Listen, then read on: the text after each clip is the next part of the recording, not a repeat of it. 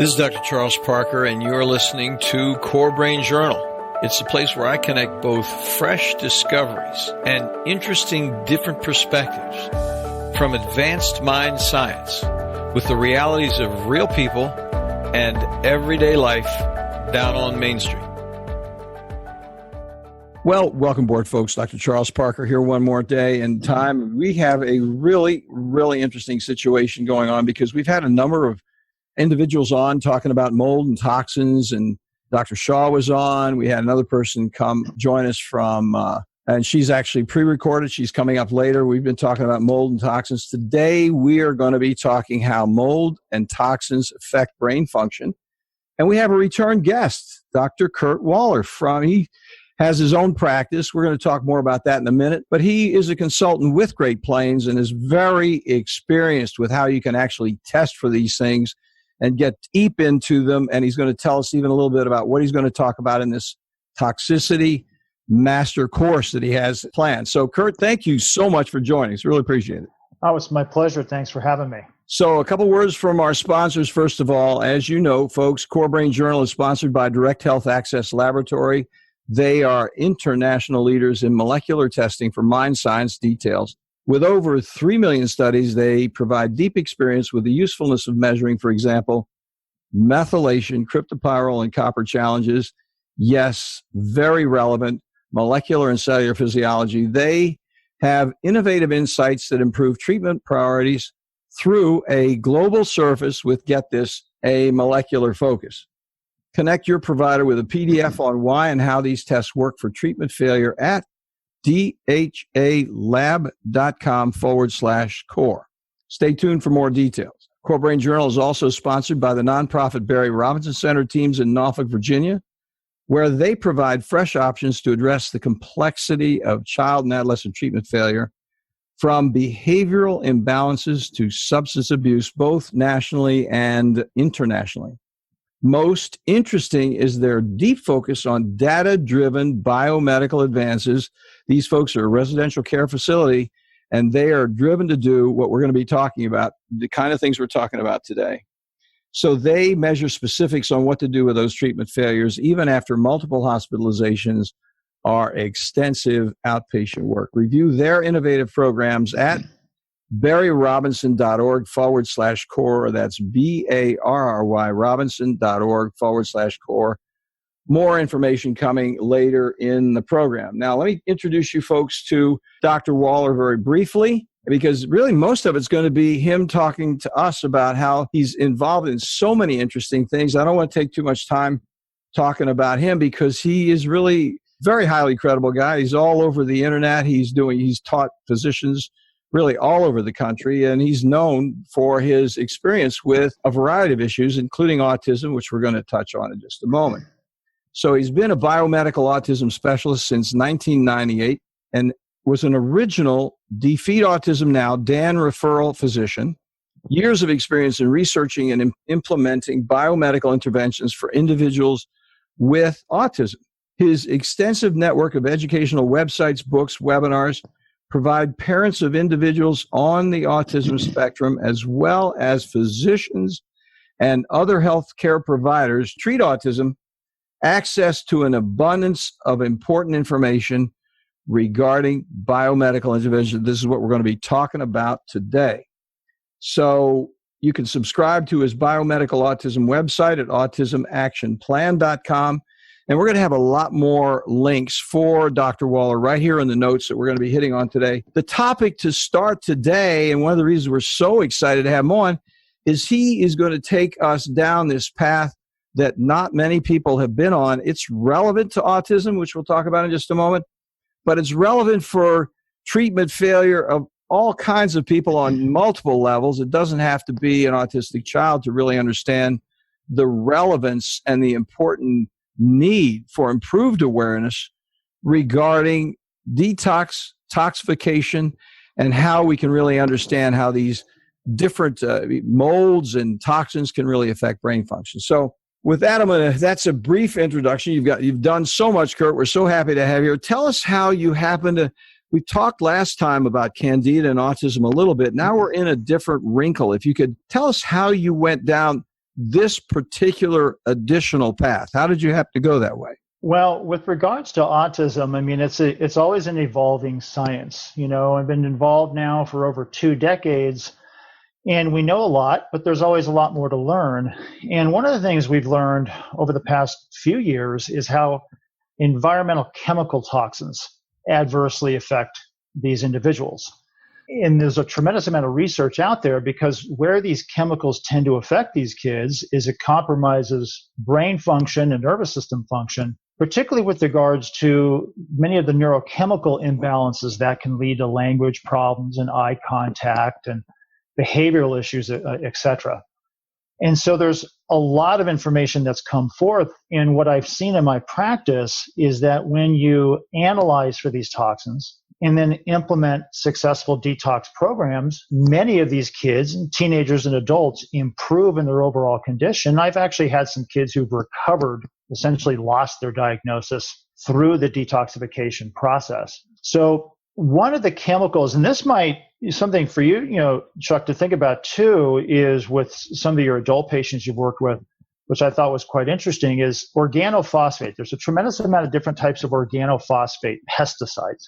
They're extremely toxic compounds. Unfortunately, a lot of us are exposed, even though we don't know we're being exposed.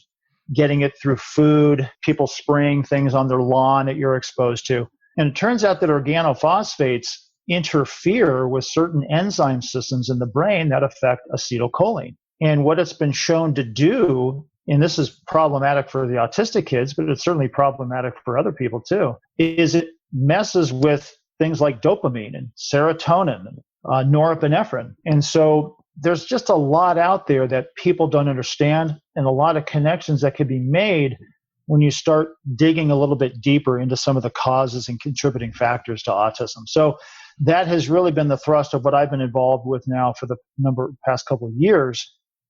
And part of that process has to develop a course called Toxicity Mastery Course that gets into the testing, test interpretation, as well as connecting the dots for healthcare practitioners, as well as parents and caregivers of kids with autism, to start looking a little bit deeper into some of the contributing factors to this condition.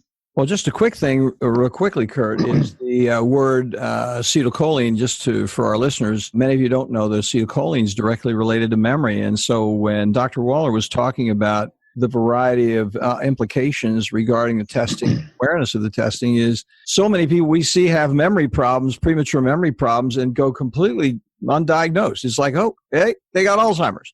And they can have Alzheimer's, quote unquote, Alzheimer's. I say quote unquote because it's phenotypically, it's from an appearance point of view, it looks like Alzheimer's, but they're 45, 50 years old. Something else is going on. That one of the most important relevant neurotransmitters there would be acetylcholine. When he dropped that, I just thought I'd amplify on that. And so then the issue is, what do we actually do with it? And so let's talk a little bit about that testing, because it's pervasive. We see so many individuals with treatment failure and so many walks of life. So where do you start with that whole thing, Kurt? Well, and I know you've had Dr. Shaw, from Great Plains Lab on that you've interviewed. One of the places that I start that is really important from a testing standpoint for chemical toxicity is to actually do something called a GPL tox profile. It's a urine assessment. It's from Great Plains Laboratory, and it looks at a wide variety of different chemical exposures. And so that's a really important test. A complementary test that goes essentially really along with that profile is the organic acids test. And we've talked about that before, Chuck, with regards to candida and bacterial imbalances, et cetera. There's also another profile that Great Plains offers called glyphosate. And I'm sure you've had some people on, with regards to the toxicity of glyphosate, as an herbicide. And what people need to understand about glyphosate is that it will significantly disrupt the health of the digestive system, particularly the normal bacteria in the gut.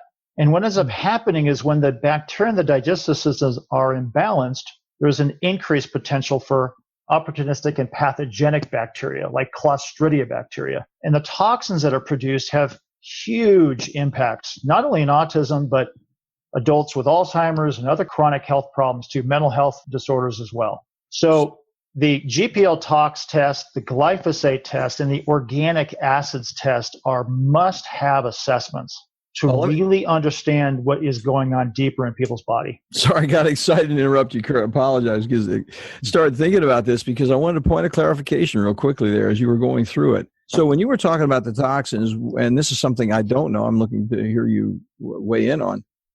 Do those Clostridia guys, do they actually create toxins themselves, which then double the toxic impact? Oh, significantly. In fact, the two primary toxins that these Clostridia bacteria are known to produce that's analyzed through the organic acid test, and there's a number of them, but the two ones you most commonly see, one is called HPHPA, and another one is called 4-creosol. And what those toxins do is they impact an enzyme in the brain and nervous system that helps with the proper metabolism of dopamine. When that enzyme is adversely affected, you tend to get a rise in cellular dopamine. And dopamine is a very highly reactive molecule. And as it breaks down, it starts to form compounds that can itself be toxic to the brain and nervous system. And so when you think about the impacts that our body gets on a daily basis from the environment, as well as things that we produce internally in our body is essentially set up to detox. Mm-hmm. And our body naturally produces compounds to deal with certain toxic compounds that get produced, like glutathione and these other types of chemicals. And so the more things that people are being impacted upon through their diet, through their environment, through their gut imbalance, through medication they're taking, etc., the more compromised their ability to detoxify these compounds can be. And so toxins coming from the gut are a significant impact on people with chronic health problems.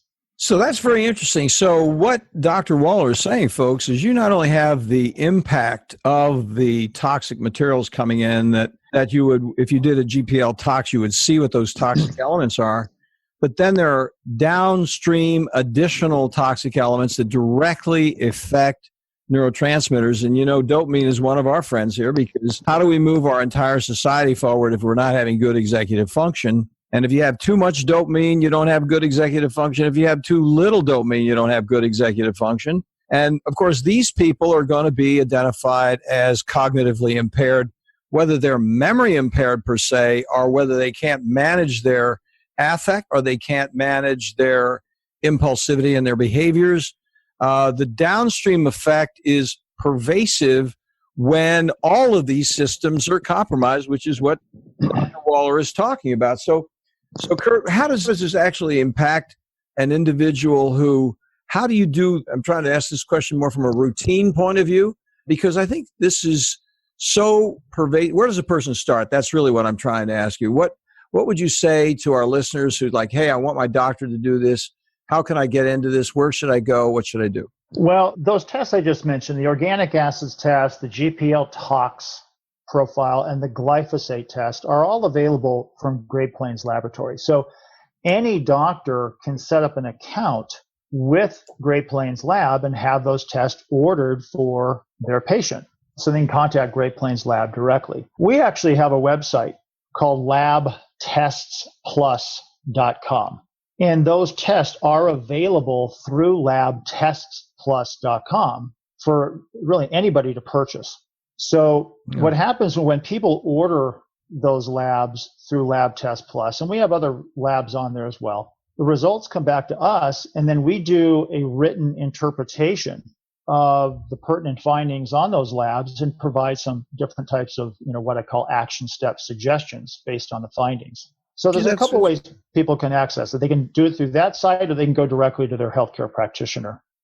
Very interesting, folks. I'll have that. And if you didn't get it, I'm going to have it in the show notes. Don't worry about it. We'll definitely jump on that. So let's take a quick break here and take a moment to listen to the sponsors, because it's going to be a relatively short meeting. I'd love to talk to you more, Kurt. But what I want to ask you when we come back is I want you to go into, if you will, what your course is going to be on, so we can actually get a reading of here he's doing this, he's doing that, and so on and so forth, and who can take it and all that sort of thing. So folks, bear with us. We will be back in just a moment. Well, you folks already know that here at Core Brain Journal, we're on a mission to introduce you to resources that make significant contributions to the investigation of those predictable mind science applications.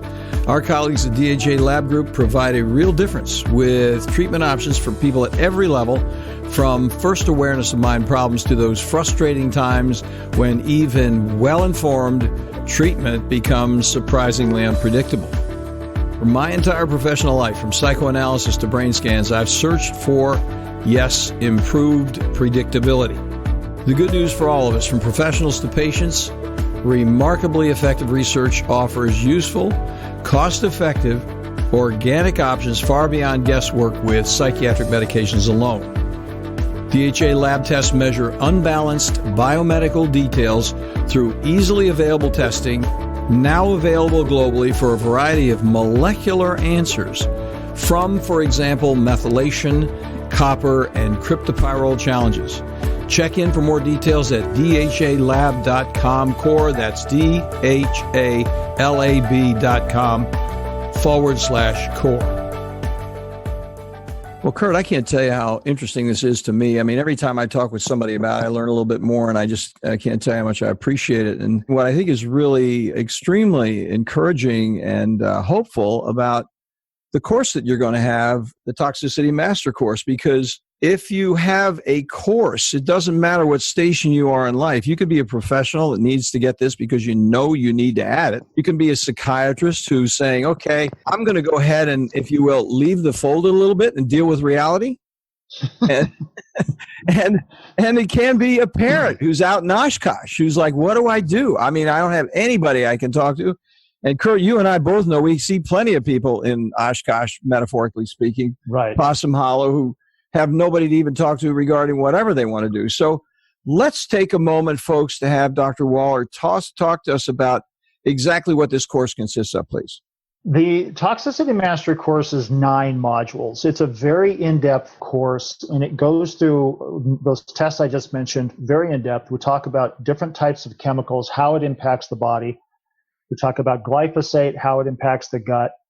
But even more than that, I correlate the information to different types of testing and different types of health conditions. The Toxicity Mastery course is not specific to autism, but we do talk a lot about autism. But we talk about other chronic health problems as well. So it's really applicable to a parent with an autistic child, an individual themselves who wants to learn more about how environmental toxins are affecting their body or a loved one in their family, as well as healthcare practitioners who are looking to incorporate this material into their practice. We go through all the different tests. We talk about heavy metals as well.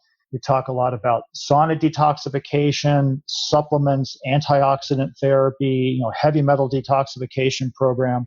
And one of the new things I'm adding for this version of the Toxicity Mastery course, and the course starts Tuesday, March 5th, toxicitymasterycourse.com, is I'm introducing information on mold toxins, what are called mycotoxins. And Chuck, this is another huge area that causes a lot of problems for people that they just don't know. They're not getting better. They're doing their meds, they're doing their diet, they're doing supplements, but they're just not improving. And people are getting exposed to mold toxins as well. And it has tremendous impact on the brain and nervous system as well as the rest of the body. And so the mold toxins many times make the chemical toxins worse and vice versa. So it's an incredibly in-depth course. The content is designed for healthcare practitioners, but it's open to everybody because the information needs to get out there for people, not only to help with their own health, but for healthcare practitioners to help their patients and clients. Well, just as a point of inquiry, being a healthcare practitioner myself, are you going to have CME with that course by any chance? Yes. Yeah, there are educational credits available for people who want that. Course also has exams that can be taken. There's a certificate of completion that comes with that too. So a person who's not a healthcare practitioner may not care about the education credits. They care about the content, and that's totally fine. So there's something for everybody within that course. And real quickly, if for people want a little bit more information, they can text Toxicity, Toxicity, Toxicity to 66866. So if they text toxicity to 66866, they'll get sent some additional information on the Toxicity Mastery course. That's fantastic. Now, one of the things I want to make sure we get a little information in on is this other course that you have. I mean, Dr. Woeller is so involved with getting the public and professionals both educated regarding biomedical advances and their meaningfulness with the whole treatment failure situation. One of the other things that he's involved with is an autism course itself. It's an Autism Treatment and Recovery Global Summit, which is focused specifically on autism. Could you tell us a little bit about that before we go to, Kurt? Yeah, that summit, this is an online summit. That's how summits generally work. They're online, so people can access this information right from the computer at home, at their office. Even the Toxicity Mastery course is all taught online. The summit I'm involved in that, as well as many other healthcare practitioners here in the U.S. and other people around the world. It's truly a global summit. It's a 4-day summit, April 9th through the 12th. And this is really to get information out to parents and caregivers. Healthcare practitioners can take it as well, on a wide variety of topics related to autism intervention, not just biomedical, although that's a big part of it, diet, supplements, and detox therapies, etc. But there's information for parents on, things that they can do for themselves. There'll be people talking about different types of therapies like speech therapy or behavioral therapy, etc. But it's a very wide group of individuals, very diverse. And we appreciate, by the way, Chuck, you participating in this summit as well.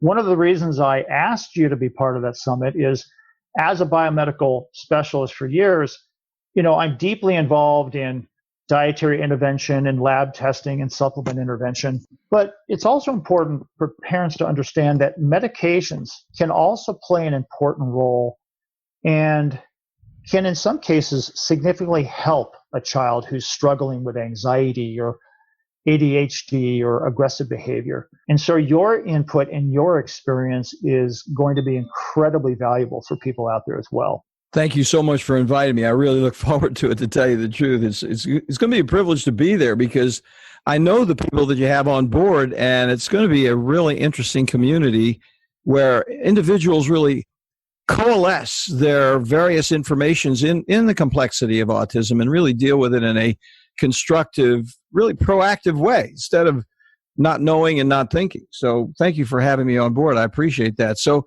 tell us just a little bit more about that course, if you will. So the summit it's a 4-day summit. And the thing about the way summits work is, when people initially join, there's no charge, free up front for people to partake in. And then they can certainly, as time goes on, if they want to go back and listen to recordings, they can purchase certain recordings. Every practitioner or person involved presents a lecture about 45 to 60 minutes.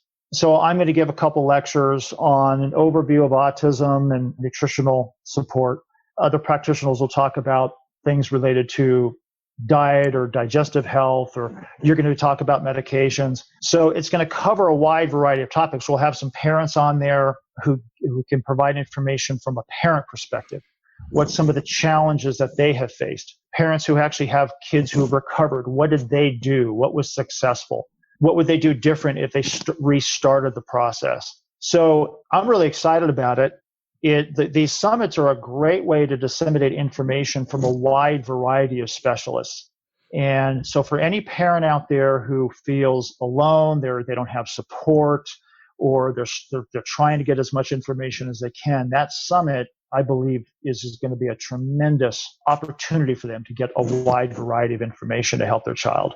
Well, one of the things I've really appreciated in working with you, Kurt, and I've been to a number of presentations that you've provided at IMMH and other meetings up in D.C. And I think what's really important about being with a person like yourself, with your deep philosophy in terms of not only bringing the wide variety of professionals on board, but really talking to parents as well, so that you get the entire spectrum of what it's like to deal with, in a way, developmental arrest. And I'm talking about developmental arrest in terms of the evaluation and treatment process. That's what this particular summit's about, treatment and recovery. Because of the complexity with autism, the issue is everybody has a place to get arrested and to get stuck because the wide variety of issues. And I think it really speaks a lot to who you are as a person, both professionally and just as a human being, looking at the variety of situations. Even I think what really stimulated me to say this, from the ground up, because then if we don't get it on one level, we can get it on another level, and eventually it's going to, as I said a moment ago, it's going to coalesce in some kind of a useful next process, as opposed to, I don't know what to do, I really don't know where to go, and I have nobody to talk to. Well, and I appreciate that. And one of my passions is to empower people with regards to their own health, and empower doctors with regards to their practice to help more people. Education is key. And autism is complex enough that really the type of work we do, and I know, Chuck, the type of work you do in your practice, the people who are most successful at reclaiming their own personal health or reclaiming the health of their child or a loved one are the ones who are educated in the process. So true. They don't just turn it over to the doctor to do everything. They have to be engaged. And I've recognized that from day one, going back over 20 years ago, that the people who were most successful at following through were the ones who felt confident in the material. I don't expect everybody to understand all the biochemistry, and the courses I teach are taught at different levels for the type of person accessing the information. That the Autism Summit is meant and will be for people of all walks of life. Okay, it's going to be understandable for the doctor as well as understandable for the mom who's sitting at home who is not a healthcare practitioner, so they can understand the information. And once people gain confidence in the material, they then move forward with confidence in helping their child or loved one. And that's when they start to see success. And that's incredibly gratifying. Well, that is so well said. I'm really looking forward to participating in it, but I'm going to tell you right now, I'm going to look forward to listening to it and being educated by the team that you have there, because what's really fun about Core Brain Journal is just having a chance to talk to people like yourself. Every day, there's another wrinkle that comes in that we all really need to be more aware of. And it may work, it may not, but it's something more than quizzical. I don't know where we're going to go. As I said a moment ago, it's an opportunity for personal development on many levels. So, Kurt, once again, thank you so much for a very interesting discussion. I really appreciate. We got into some complex issues, the glyphosate and so on. We talked about acetylcholine a little bit. And we talked about a variety of tests, from toxins to testing we can do for autism itself. Thank you so much for coming on board again. Look forward to working with you in the future.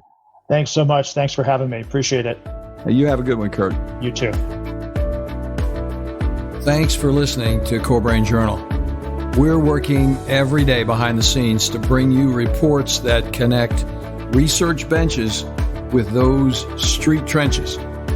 Here we share the complexity of mind science because, as you know, details really do matter. One of the most pervasive, misunderstood challenges is how commonplace medications, like those written for ADHD, are used so regularly without clear guidelines. If you think you'd like more specifics, take a minute to download my 2-page PDF packed with video links and references on the absolute essentials of how to start ADHD medications. They're easily available at corebrainjournal.com/start. Thanks for listening. Do connect and stay tuned. Together we can make a difference.